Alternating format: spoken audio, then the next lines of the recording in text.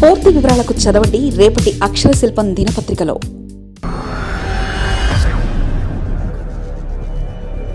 జనమే పిచ్చుగల రాజకీయ అధినేతలు మీరు ఒకటేనన్న మాట జగన్ జోలికి వెళ్ళని నరేంద్ర మోదీ. ఆయన మాట ఎత్తనిది అందుకేనా? ఇందులో మర్మమేంటి మహానాయక? ఎవరో మహానుభావుడు ఒక మాట నిజంగా చెప్పాడు. రాజకీయ నాయకులు, రాజకీయ అధినేతలు అందరూ ఒకటేనట. జనాల్ని పిచ్చోళ్ళు చేయడానికి ఒకరి మీద ఒకరు విమర్శలు చేసుకున్నట్లు నటిస్తారట. ఇలాంటి నేపథ్యంలో చాలా సినిమాలు కూడా వచ్చాయి. ఇలాంటి నేపథ్యంలోనే చాలా మంది మాటలు కూడా ఓపెన్గా మాట్లాడుకున్నారు. అయితే నిన్న మోదీ పర్యటనలో అమరావతి సభలో జగన్ను విమర్శించకపోవడం అనేది ఈ మాటలు అన్నిటికీ కూడా నిజమని ఉదాహరణగా చెప్తుంది. అసలు అంత పెద్ద సభలో జగన్మోహన్ రెడ్డిని విమర్శించకపోవడం ఏంటని, నరేంద్ర మోదీ అసలు ప్రస్తావన లేకపోవడం ఏంటని సందేహాలు వస్తున్నాయి. ప్రధాని నరేంద్ర మోదీ ఎక్కడికి వెళ్ళినా ప్రత్యర్థి పార్టీలపై విమర్శలు చేస్తారు. తమిళనాడు వెళ్ళినా, తెలంగాణ వచ్చినా, కేరళ వెళ్ళినా తమకు ప్రత్యర్థిగా ఉన్న పార్టీలు, ఆ పార్టీకి చెందిన నేతలపై విమర్శలు గట్టిగానే చేస్తారు.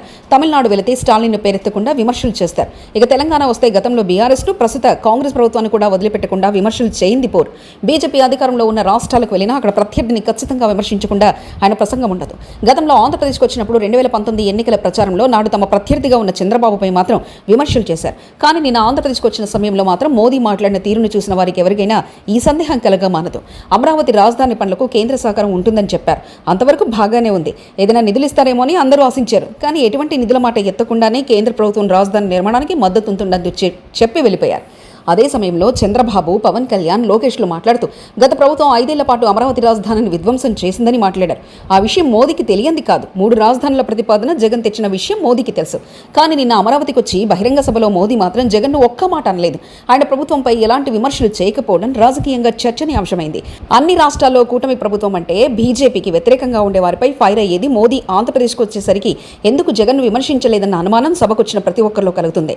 చంద్రబాబును పవన్ కళ్యాణ్ ప్రశంసించారు. అంతవరకు బాగానే ఉంది. ముగ్గురు కలిసి రాజధాని నిర్మాణం చేద్దామని అన్నారు. అది కూడా ఓకే. కానీ జగన్ను ఎందుకు విమర్శించలేదు? జగన్పై ఎందుకు నేరుగా మోదీ ఆరోపణలు చేయలేకపోయారన్న ప్రశ్నలు సోషల్ మీడియాలో వినిపిస్తున్నాయి. నిజానికి ఆంధ్రప్రదేశ్లో 2014 నుంచి ప్రత్యేక పాలిటిక్స్ నడుస్తున్నాయి.